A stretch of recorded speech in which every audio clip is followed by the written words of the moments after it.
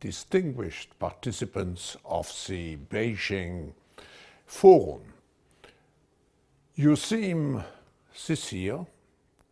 The harmony of civilizations and prosperity for all, new challenges and opportunities for globalization resonate very deeply with myself. Let me share with you 8 thoughts which are relevant in this respect. Relevant for the world as a whole, and of course relevant for the work of the World Economic Forum. First, we deeply believe in the power of the collaborative efforts of all stakeholders of global societies. Of course, governments have a leading role, but if we want to address the global challenges, we need to engage business, civil society, the young generation, but we need to integrate particularly universities, because universities should have new ideas, new concepts, and in such a way can substantially contribute to the progress of society. My second thought is related to take care and cultivate all our resources. It's not just the physical capital which is essential for our long-term well-being. No, we have to take care and we have to cultivate also our natural capital, our environmental capital, our human capital, and our social capital. So we need a new enlightened definition of what is called capitalism, integrating all those different factors. And we also have to be able to measure performance on the basis not only of physical and financial success, but also on the basis of what we contribute to the advancement of society and taking care of the planet. My third consideration relates to the fact that we have to put much more emphasis on the long-term aspects and not, as we do now to a large extent, to the short-term situation. Of course, the pandemic has forced us to think, if I may say so, just around the corner.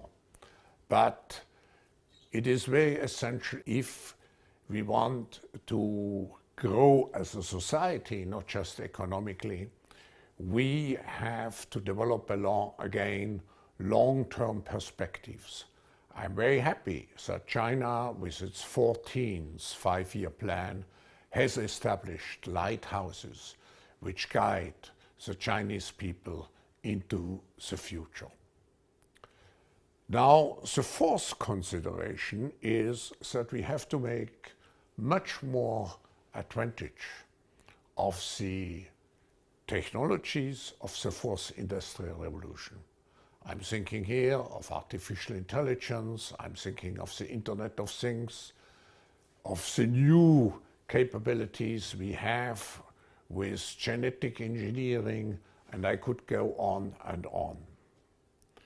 Those technologies have been very much advanced by the pandemic. We know that many of the world's problems can only be solved if we apply new technologies. And I'm happy to see China putting high importance on developing its fourth industrial revolution capabilities. My fifth consideration relates to our global togetherness.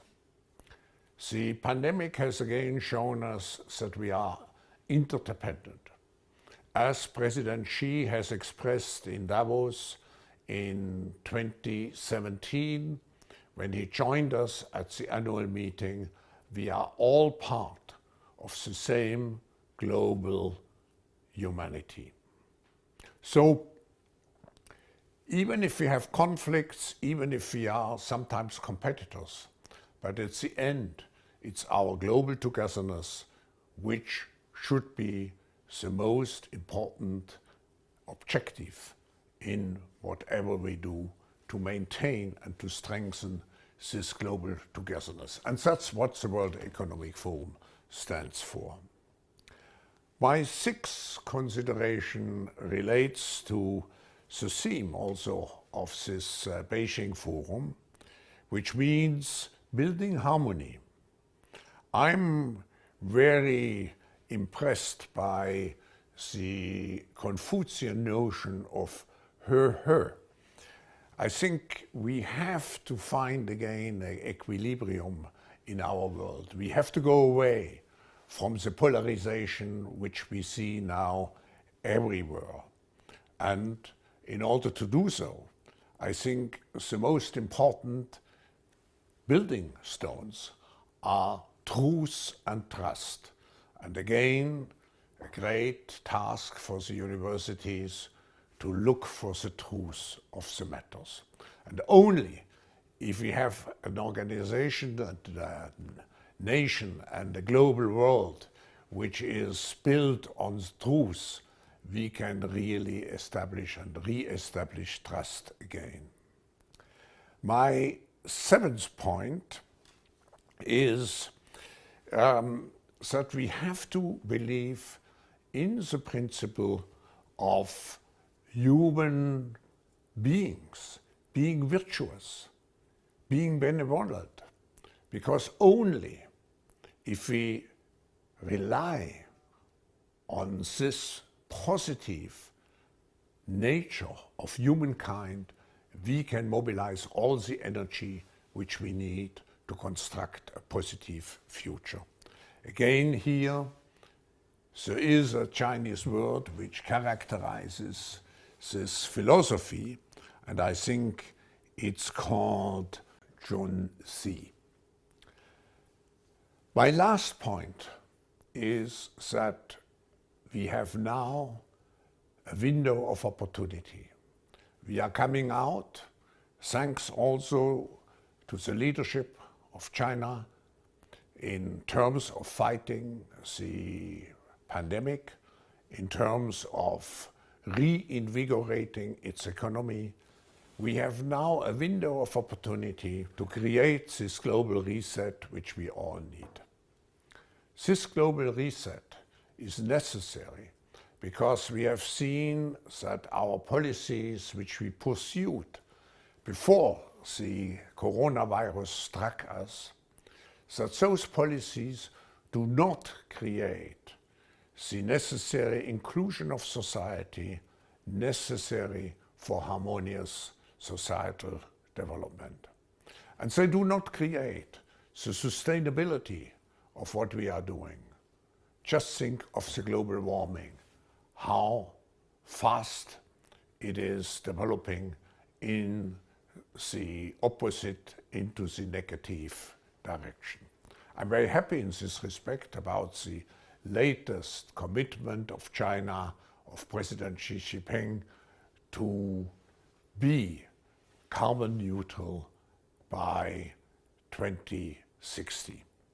So we have a great opportunity at this moment, like we had after World War II, to have in some way a new beginning in our global cooperation, in globalization, in managing our global affairs.